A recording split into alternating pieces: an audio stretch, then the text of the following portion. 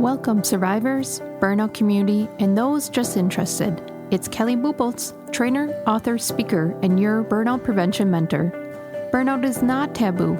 It's our reality in this chaotic, fast-paced world.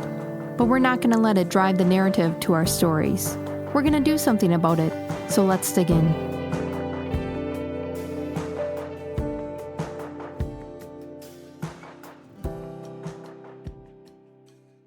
I'm going to go through 5 tools that I have found repeating in clients this year that is beyond what I guess I thought was the basics. And I think it's because things are changing. So the traditional approaches we've had to some of these productivity tools is starting to shift. And the shift is happening more external and then dragging internally, but we also have people internally that are struggling. We know that 8 out of 10 employees are at risk of burnout right now. And I think there's a lot of misalignment, work overload, not passionate work, don't have a lot of autonomy. And so the shift is beginning in the workforce. So the more we can focus on boosting productivity through different tools, not traditional tools, your modern workforce tools, is going to aid in this journey. So the first tool that I want to go over today is going to be workflow and integration. And really there's 2 sectors in here that I think would be important to focus on. The first one is going to be meetings. And I've been talking about this more and more in workshops because it seems to be a huge pain point for people in the workforce. And that's, what is the purpose? What's the purpose of this meeting? Is there an agenda for it? Within the agenda, is there time slots allotted to how you want this to flow? And then when you leave the meeting, what's the next steps? And I'm going to show you what this can look like. So I partnered up with My Talent Planner this summer as a productivity optimization software tool. And it's because it hit all my workforce energy management pieces. It was a sense of direction, communication between departments, building that team trust and ownership and autonomy, and then that workflow. So a nice steady workflow. So this is an example of what a productive meeting looks like. And there's a lot of waste. Actually, the statistics have said that 40% of meetings is complete waste, unproductive time. And so when you can really hone down what is the purpose, the agenda, topics within it, and time slots to those topics, it will aid in that productivity boost. So here's a daily huddle. And this is what a lot of companies call department meetings. So they're either weekly or bi-weekly. And they actually only spend a half hour together in which they do check-ins outside of what is in the system. And that's probably something that we should reiterate over and over again, is if it can be an email, if it's already in the system, we already have that information. So this is more of information exchange and collaboration type of discussion.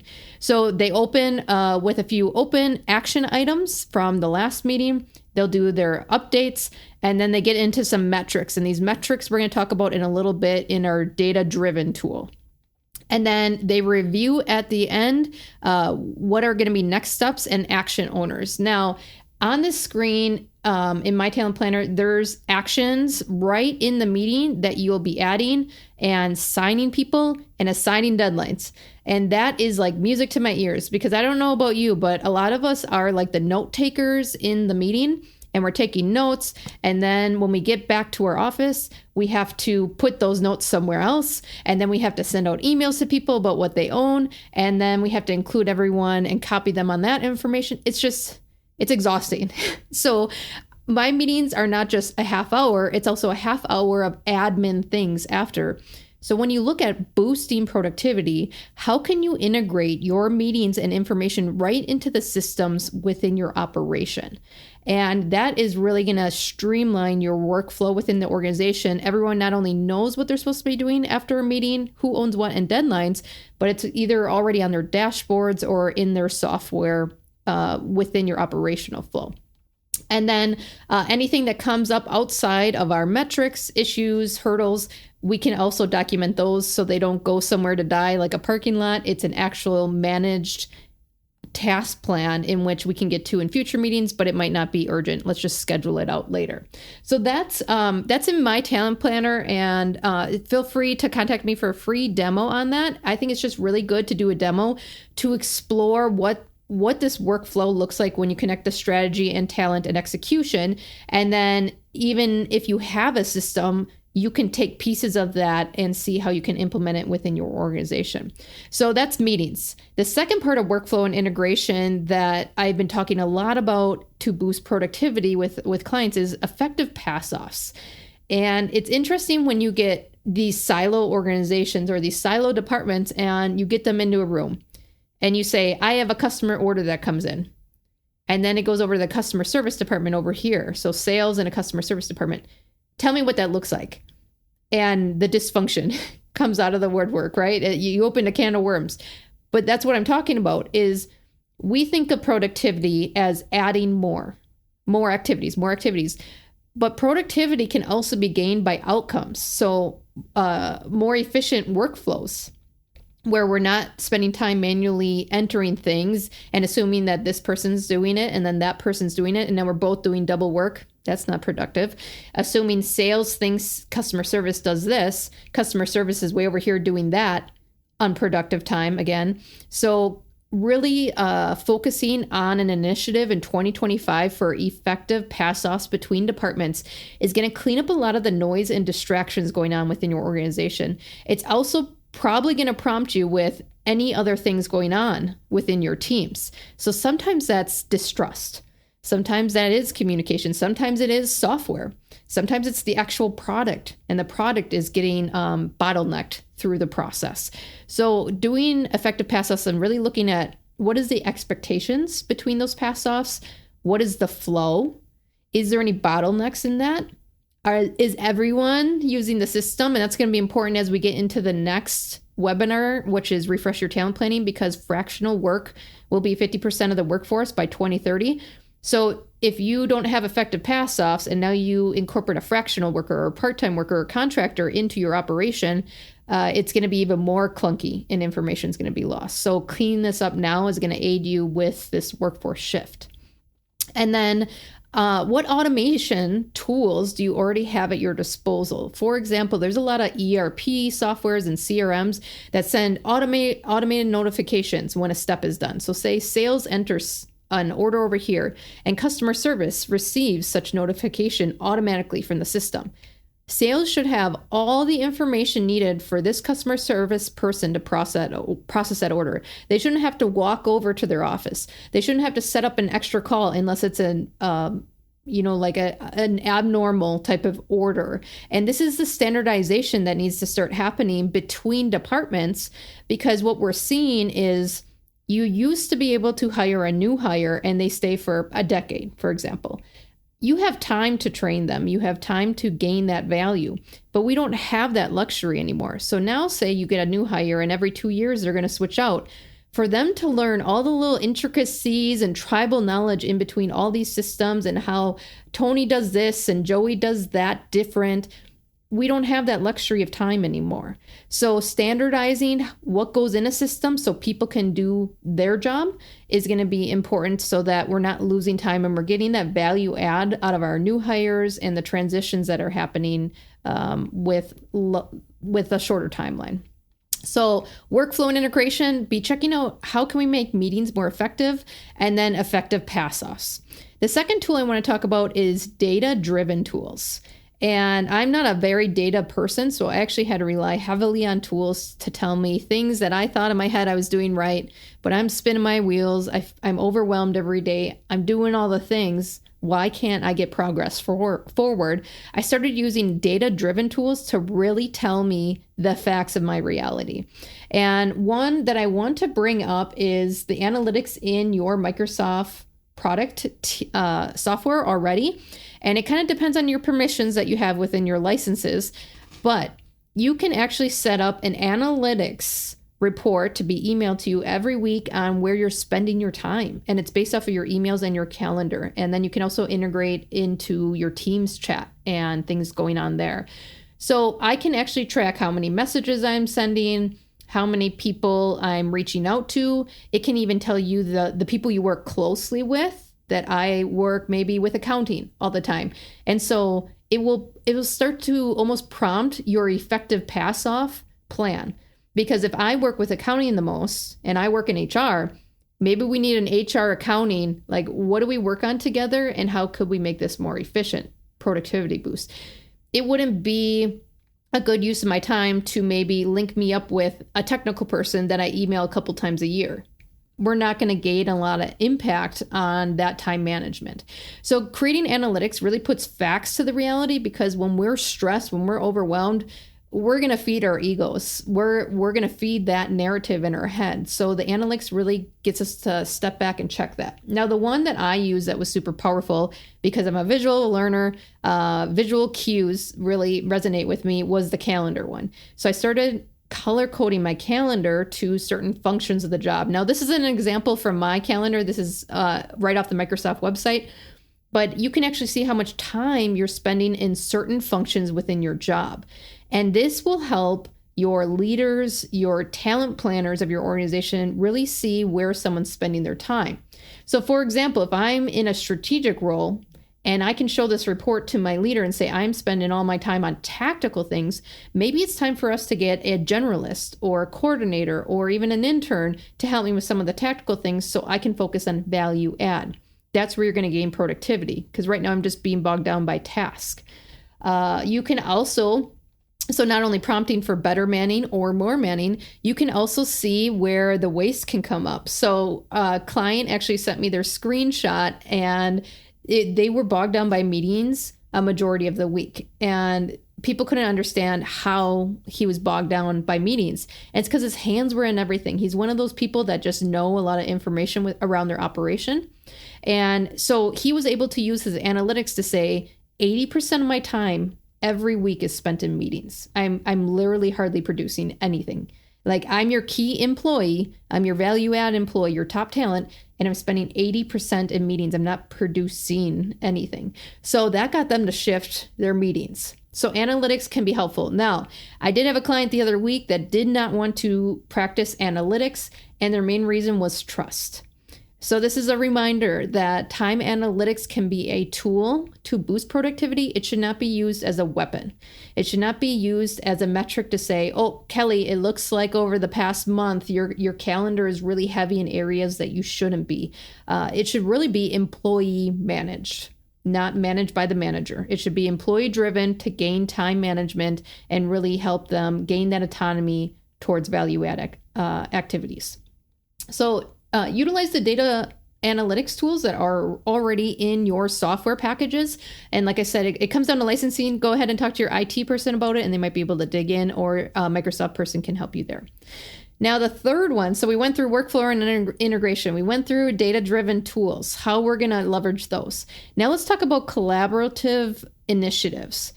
So when you talk about collaboration, we're talking about the effective pass-offs. Again, we're talking about how departments interact with each other. We're talking about how individuals interact with each other within a team.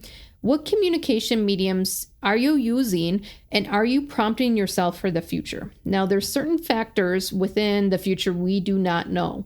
And how can you set up systems that can adapt? For example, there's a small business I was working with, and they only use email. They have Teams and chat and other things available to them, but they don't use any of that.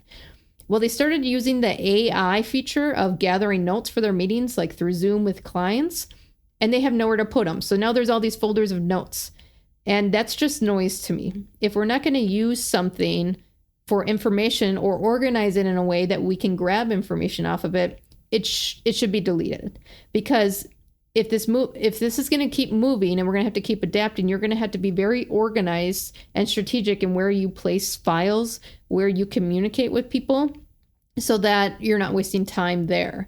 And really where I saw that as like a semi-remote worker is there's people that save things here, and then there's people that chat over here, and then some people just send a mass amount of emails all day long over here. So I would get home, with a sick kid situation, sign on for work, and I would have to open like 5 different softwares to just do my job. And a majority of those softwares didn't need to be open. So how are you going to communicate across departments or across your team in a way that's streamlined, in a way that is very clear and concise? So maybe temporary things that are in and out within the week are chats. And then company-wide strategic things, number one importance of the company, are emails. So if someone says, hey, I'm getting Chinese today, who wants Chinese? It shouldn't be an email, right? Because some of us are in meetings all day. I see that at 3:00 in the afternoon and it's another email I have to read, drain my energy and delete. So how are we going to clean up these communication mediums? Again, preparing yourself for a flex workforce, a fractional workforce, and changing times that you're going to need to adapt. The other thing to consider within collaboration initiatives is results-oriented teams. So when you think of results-oriented teams, I think of conflict, actually. I come from a union environment, so high on labor relations, union negotiations. I was the person that had to discipline or term people at times, so high conflict. But I was able to get that done productively and efficiently without completely draining my energy, wasting my day because I'm ruminating on conversations by being results orientated. And when you dig into results orientated teams to make a collaborative effort or initiative, it comes down to a few variables. Do you have clear and smart goals? So if you have accounting and marketing and sales and operations, are they all eventually headed to the same direction? Or are they scattered around the woods, working on their own little things in their own little silos? Those own little things are fine, but they should be leading to that same trail. And that's where we get lost. And I think leadership sometimes thinks everyone's on the same page, but then you talk to people within the teams and they give me 6 different answers. So very clear, smart goals for your organization, for your department, and across your team. The second variable in results-oriented teams is how they're managing their time. So using those time analytics, leveraging technology, that feedback between each other, and accountability. So that means you have to have high trust in your teams. You have to have good communication, and people have to be okay with feedback. And that brings me to the next one. So the next one is probably the number one thing I will recommend for any training that you have in 2025. Certainly there's a lot to train on, but if you have emerging leaders, middle management leaders, or even strategic leaders that are struggling, that they avoid confrontation, they avoid conflict. When they give feedback, it's kind of confusing. So then if performance gets worse or metrics get worse, no one can really explain why we couldn't reroute weeks ago, why we had to term this person. How did they not know that they were being termed? So I want you to focus on getting back to not only the basics, but beyond that of a culture of feedback. So when you train everyone on feedback, when you really dive into leaders practicing that feedback, that process of feedback, they'll get comfortable with it. So that means if I'm in a department meeting and I'm leading my customer service team and I see that they're already going in a different direction or they're very distracted by all the different things and they're mad about sales and we're working through that, I can give them feedback to tell them this isn't very constructive use of our time. I mean, do you feel good in this meeting? I don't feel good in this meeting. What's some things we can do to move towards more energizing activities, to more productive activities, because we all got crap to do. And when you can get to that rapport level, when you can get to that feedback level, it starts to build a culture. Because then in future meetings, I believe that a customer service person on my team will be like, say if I'm in a bad mood, they can say, Kelly, I need you to check yourself. You're ruining the vibe in the room. You're ruining the energy in the room.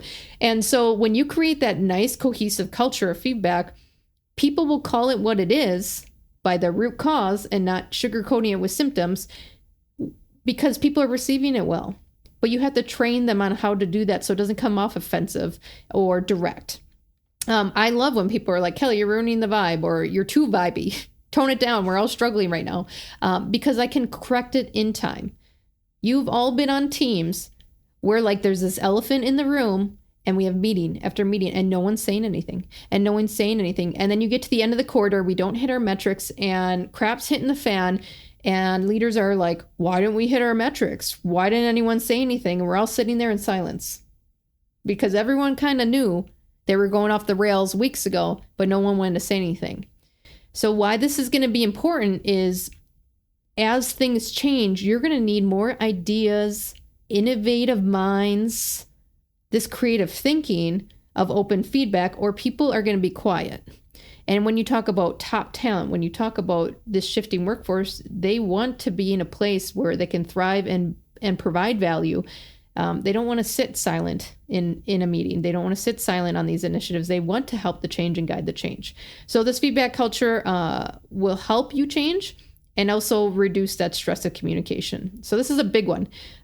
Forbes came out with research this year that 50% of workers have high stress and lower production because of ineffective communication. So don't underestimate that people aren't really talking. So we got to make a nice space of feedback that people can start talking. Now, the last one that I want to show you is a concept that I think is probably the most caught on one in programs. And when I go through all these different tools, and there's so much more, but these are probably the ones I'm just seeing over and over again that I wanted to share in this webinar. There's one time tool, and really it's around energy, that when I say, what's one thing you want to act on this week? What's one thing you want to start this week? And so many people are jumping on this, which shows you where the energy flow is going. And that is exactly what it is. It's called an energy schedule. So let me pop up what this looks like. So right now, our schedule is really dictated by your calendar. Let's just be real. People are stealing our time left and right. I sign on Monday, my calendar tells me what I'm going to do. That sucks. That sucks as someone who wants to do a good job. That's someone that wants to provide value, that wants to be productive throughout the week and go home and still have energy to parent. Have you had those days where you go meeting, interviews, you had an employee problem, you have operational problems, and then you go home and you're like, blah, right? That zombie mode. And then you have to go back the next day. And we do that over and over and over again. So let's shift that. Same circumstances, right? Employee issues, operational issues, meetings. Take back control of your calendar. Start giving autonomy to employees with clear direction, communication, trust, workflow that I all just talked about. And then let them energize their day. So this is what this would look like. Same circumstances. I focus in the morning. So that means it is block time that no one can steal from me. People can't be lined up in my office. I'm not doing disciplinary, termination, energy drainer things. And I set my priorities for the day. I work on maybe an initiative that I own a piece of it. I take some steps towards progress. And then I also have time to update for meetings for that day. 8 o'clock Monday morning meetings, I get that some of them, especially coming from manufacturing, like they have to happen to set up the week. But also, no, everyone showed up without information because they just got in the door. They just dropped their kids off at school. And so they show up to this meeting and no one has their information ready because no one had time. And so when we can create this focus area, and then you can prep for your meetings in the day, talk about a productive meeting, talk about a productive day. So then we have our meeting purely based on communication outside of software, chats, and emails. And then I go into my activity for the day. So that means now I open my emails because that's not going to dictate my day. I'm going to respond to immediate priority items. Everything else is going to wait. I'm going to have a lunch. Let's all say that together. I'm going to have a lunch because I was number one offender of eating through meetings and never having a lunch. So having that reset. Do you see where the shift is? It's not that I need a lunch. It's that I need a reset because in the afternoon, I'm going to start my activities. If you would run a marathon all day, you're going to get tired if you don't refuel, if you don't reset. So that's my reset, is reset so I can be productive in the afternoon. I do my activities and then I close the day with focus. I have left so many days in pure chaos, people still chasing me out in the parking lot. And then I go home and I have to parent and I crap over everyone at home because the energy is gone. It has been stolen. So having that protected focus at the end of the day is going to guide your energy to close out the progress that you had today, maybe even set up some priorities for tomorrow and release. Start dictating where your energy flows in the day, but I'm still producing. I'm still getting all the things done that I need to under the expectations that I'm on. As we talked about workflow and integration in meetings and effective pass-offs, we talked about data-driven tools for time management, such as the analytics. We talked about collaborative initiatives and being a results-oriented team. We talked about feedback culture. Oh boy, please don't underestimate that. Feedback. Change is happening. And if we don't give a feedback space, people leave. All right. If you don't give them space to talk about real issues and respond in a way that is forward moving, they're going to go find an organization that's going to do it for them. And then energy workflow, probably my clients, participants, the employees' favorite topic to talk about is that energy workflow, taking back your energy, because you can still have a very busy, productive day and you go home and you're just like all jacked up. You're like, you got through things, you had control of your day, the meetings were super productive, and you can wash your hands of work and come back tomorrow. Do you feel that? Do you feel the energy shift? So that's really the premise of this whole first webinar is we have to start shifting our mindsets from activities. We need to shift it to outcomes, which means addressing these root causes that are causing dysfunctional meetings and disengaged employees, motivating them through natural workflow and energy, and really replicate what some of these industries such as startups and software and tech and IT, where they're high pressure, high workloads, and these people love coming in every day. So we're really replicating the behaviors of companies that thrive in change. If you want to know more information, feel free to connect with me after this webinar, but I'll have the replay out on my YouTube channel soon.